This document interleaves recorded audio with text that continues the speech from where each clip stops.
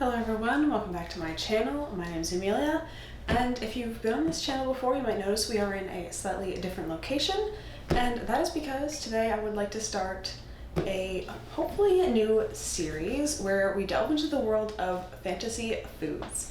And I kind of figured where better to start than the classic Lord of the Rings. So while Lord of the Rings doesn't actually go into as much depth with description of foods as I thought I remembered it doing, there is a few foods that are mentioned, and one of the most famous ones in particular is Lembas bread, which is like the elves traveling sort of way bread. So let's see what the book has to say about Lembas bread. The food was mostly in the form of very thin cakes, made of a meal that was baked a light brown on the outside and the inside was the color of cream. And the elves told them that the cakes will keep sweet for many, many days if they are unbroken and left in their leaf wrappings, as we have brought them. One will keep a traveler on his feet for a day of long labor, even if he be one of the tall men of Minas Tirith. You will note that unlike in the movies where they say that one bite will keep a man on his day, it's like one cake, one wafer. So just thought I'd point that out. So the plan for today is to try to create my own lembas bread as inspired by Lord of the Rings. And then this weekend I'm actually going on a backcountry camping trip, so I'm gonna take some with me and see how it does in terms of keeping me on my feet while we canoe and portage into our site. All right, so let's talk recipe.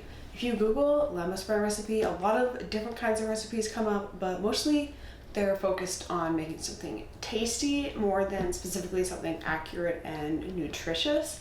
Some of the more egregious ones that I saw were just straight up focaccia. It's like, I don't understand how that is supposed to keep you on your feet all day at all when it's literally just white bread. And some of them also contained a lot of dairy, like butter and milk and cream, which while these kind of fats make things taste delicious, they also are not particularly shelf stable. I mean, butter to some extent, but they're not going to make something that's going to last for a really long time on a long journey to Mordor, you know? So according to the books, the bread is made of like a type of elven meal or flour, which unfortunately I could not get my hands on. So we're gonna have to make do with some substitutes, and I've cooked up something that I think will work for a nutritious sort of blend. So what I'm thinking is start with some whole wheat flour. This is a more hearty sort of flour than just like all-purpose, so it should provide a little bit more nutrition. And then in addition, I'm thinking adding some almond flour. Almonds are high in fat and also they have a decent amount of protein, so these two things together should provide a more long-lasting snack that kind of fills you up more and gives you more energy in the long term. But I'm also thinking that I'm probably going to add in a little bit of all-purpose flour. One, because I don't have a ton of experience baking with whole wheat flour, and I know that it's kind of acts differently. It's heavier. So yeah, I'm doing a little bit of all-purpose just to lighten the bread a little bit. And then we're gonna have to probably include salt and water. Salt, water, and flour are the ingredients in hardtack, which people assume Tolkien based lembas bread on. And hardtack is essentially just like usually like a military or like sailor ration of really hard like bread things. Oh, cat. Of really hard bread things that keep for a long ass time because they're really dry and as the name suggests, hard. But lembas bread is not described as being hard, so we're not going to go exactly for that. But it is described as being sweet, so I'm going to use some honey to sweeten it up. We know that there is honey in Middle Earth, so that's canon. And then also, I think I'm going to include some spices just to make the taste better. I'm thinking cinnamon and then maybe nutmeg and cardamom, which aren't necessarily like canon, but I like to think that if elves had access to my spice cupboard, those are the spices they would go for. And I'm also thinking about maybe doing a version that includes butter, which I know I said it's not like the most long-lasting or shelf-stable thing, but I'm worried that this is not gonna taste very good, and I would like to have something that tastes good, you know? And I should note that I have quite a bit of experience with baking. I do a lot of home baking, but I don't have a lot of experience with making my own recipes, so there is a good chance that this will turn out terrible. But we'll find out. And also, you can probably hear the air conditioning and maybe the fridge, but the air conditioning is staying on because it's supposed to potentially get up to 40 degrees with the Humidex today, and I am but a poor Canadian who does not deal well with the heat. So the air conditioning is staying on, especially since I have to turn the oven on. All right, let's get started. Let's get some bowls.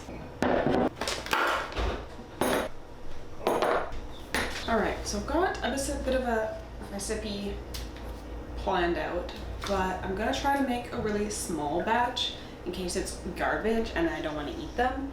So most of the recipes are like 2 cups of flour, so I want that sort of standard. So we're gonna scale it all the way down to, I think, a half a cup of flour. I think that will make probably 1 or 2 of these things, which is all I really need. So let's start with a 1/4 cup of the whole wheat flour. And then we're also gonna do a 1/4 cup of this just regular all-purpose.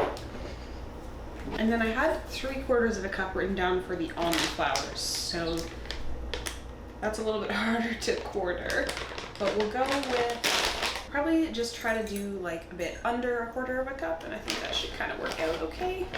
Something like that. This is not the most accurate recipe in the world, so I mean, if it works out and it's tasty, I will try to make a more accurate version in case anybody wants to make it. All right, then I got a teaspoon of salt, so we're gonna do a 1/4 of a teaspoon. Maybe even less. No, we'll stick with the 1/4. We're doing halves and 1/4. And then it calls for a cup of water, so I'm actually gonna leave the water out until after I've done the honey because the honey is gonna be a lot of moisture.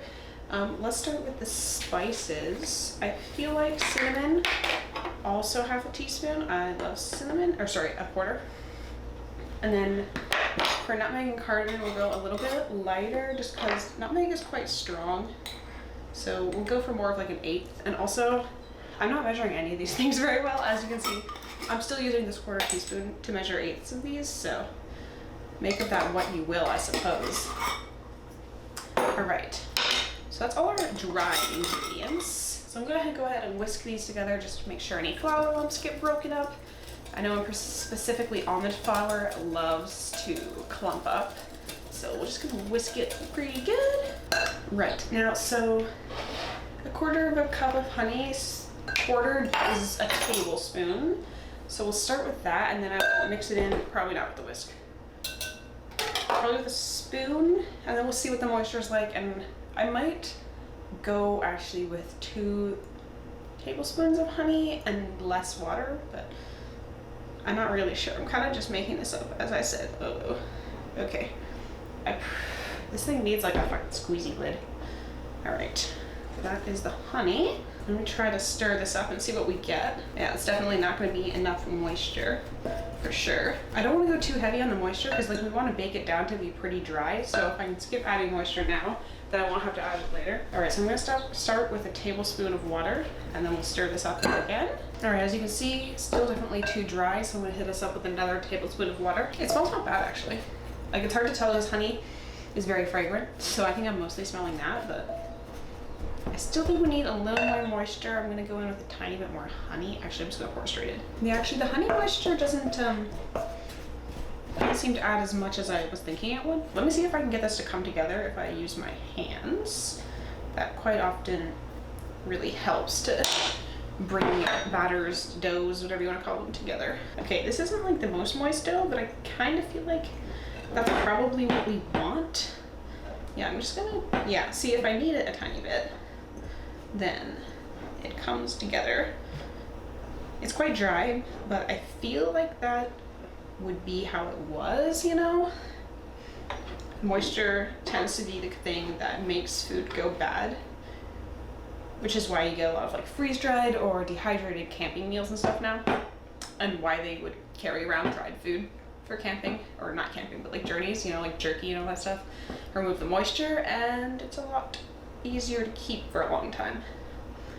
Okay, I don't really want to knead this too much, but as you can see, it's kind of come together into a very sort of shaggy dough. So I think I'm gonna go ahead and shape it. Just here should be fine. Actually, let's see. I feel like there's probably enough for 2 kind of smaller ones, so I'm gonna split this in half. I probably shouldn't have kneaded it, now it's kind of glutinous. Oh well. They're going to be kind of small, but they are supposed to be quite thin.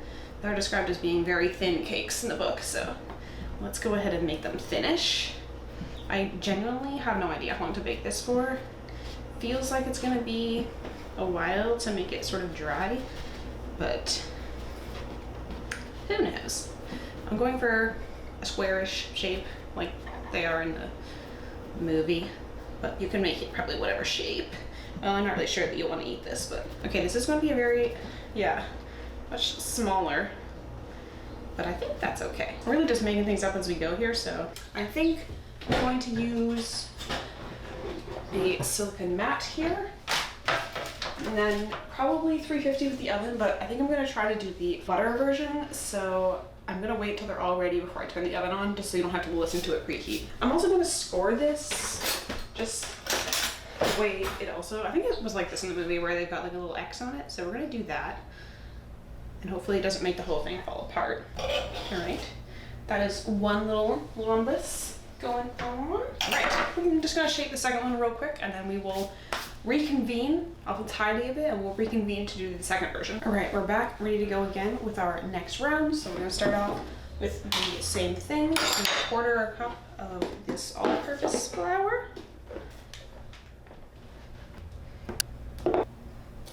And then I have a tablespoon of butter here that I'm going to add in, as well as a tablespoon of honey. All right, then I think I'm gonna need a fork to kind of cut the butter in because I forgot to let it come to room temperature. So this is probably not gonna be the most easy thing in the world to incorporate, but I cut the pieces up pretty small, so we should be able to do it. All right, so I've pretty well incorporated the butter and we're still quite crumbly, so I'm gonna go ahead and start adding water like a tablespoon at a time.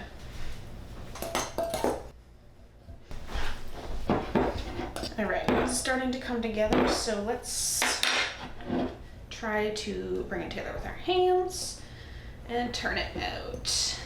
I find it a lot easier to do this kind of thing just like out of the bowl on the surface, and I don't want to knead it too much. I think I needed the other one more than I should have, so I'm just going to try to get it to come together, and then I will cut it in half, which I probably should have done the last one to make it a little more accurate. They're kind of different sizes, but who really cares? And then we're gonna try to get approximately the same thickness as the other ones. Oh, this one's a lot stickier.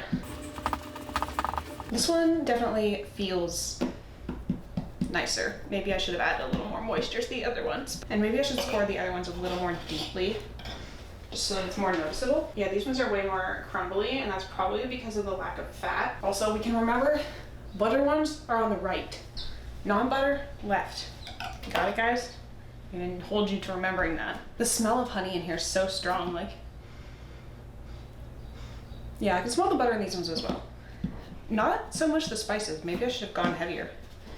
I was worried because it's like gonna be so small. It's like I don't want to go crazy with the spices, but I probably should have doubled the cinnamon. You can never have enough cinnamon. So I'm gonna preheat the oven to 350, and I feel like these are gonna need like 30 minutes, but I'm gonna go ahead and start with 20 and see how things are looking. All right, so the timer is just about to go off on the 20-minute mark, and honestly, it smells really good in here. I can smell like the cinnamon and the honey really well, so that gives me more hope than I had previously. But yeah, let's go ahead and check on them and see where we're at. I kind of feel like they're not gonna be done yet. All right, let's see what's going on in there. Hold on, I'm gonna have to pull them out and have a closer look. All right, so they're kind of starting to brown. It's really hard to tell. Honestly, I feel like more time, but I also feel like they are actually hot, starting to get there. I'm gonna go with maybe another, ooh, they're quite brown on the bottom. That looks lovely, actually. How about this one? Oh yeah, okay, let's do, I feel like I need to get rid of some more of this moisture for them to be long lasting. I'm gonna go with 10 minutes. Okay, so this is 10 minutes later, and especially these ones here are quite brown across the top. These ones are a little paler, but I kind of expected that a little bit. They're getting quite brown on the bottom, so I'm kind of afraid to bake them anymore and burn the bottoms like that. It's getting pretty dark. So yeah, this is like almost burnt. So I think I'm gonna stop it here. I'm gonna leave the oven on just in case. But I'm gonna go ahead and do a little bit, of a taste test, and we'll see what they're like on the inside and if they really are cooked. All right, so I've taken my little Lembas breads out of the oven. This one is the one without butter, and this is the one with. The one without butter is quite a bit darker, browner, and this one is paler. Other than that, they look pretty similar. So I'm gonna start by breaking them in half, and we're gonna check the bake, because I'm really not sure. That looks baked. It's just really dense, but I kind of expected that. They smell, I don't know, this one definitely smells nicer. This one smells, I don't really know how to describe that. It's not bad, but they're quite hot, so I'm gonna break it apart again. Hopefully it'll cool down a little bit. Yeah, I think they maybe have a little bit of moisture in the middle. I'm gonna turn the oven down to 300 and bake these other two. Then I'm gonna take camping a little bit longer.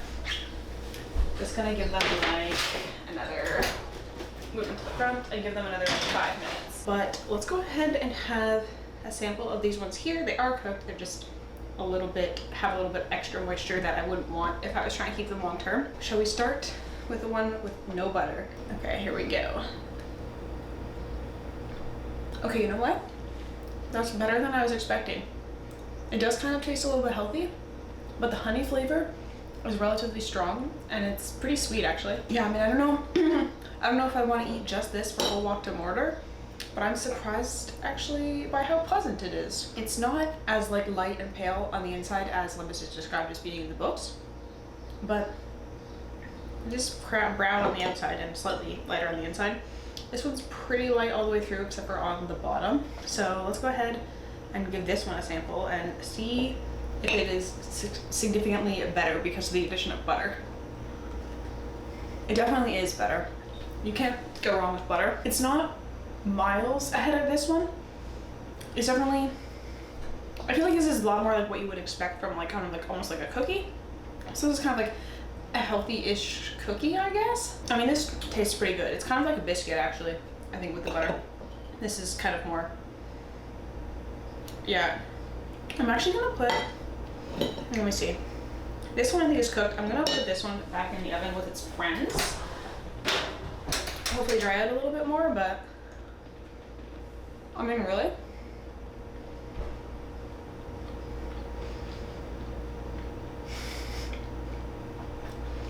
I'm quite pleasantly surprised by how both these turned out. If you're gonna make them and just like have it at home, then I'd probably recommend you go with the butter version. If you wanna take it somewhere, maybe this one will be better. It's probably not actually that nutritious because it is still just mostly flour at the end of the day. You could enhance the nutritional quality by like adding in some nuts or something like chopped nuts potentially. But I'm gonna take the other two on my camping trip with me and I will eat them, let you know how it goes. But yeah, let's go ahead and jump into the camping trip.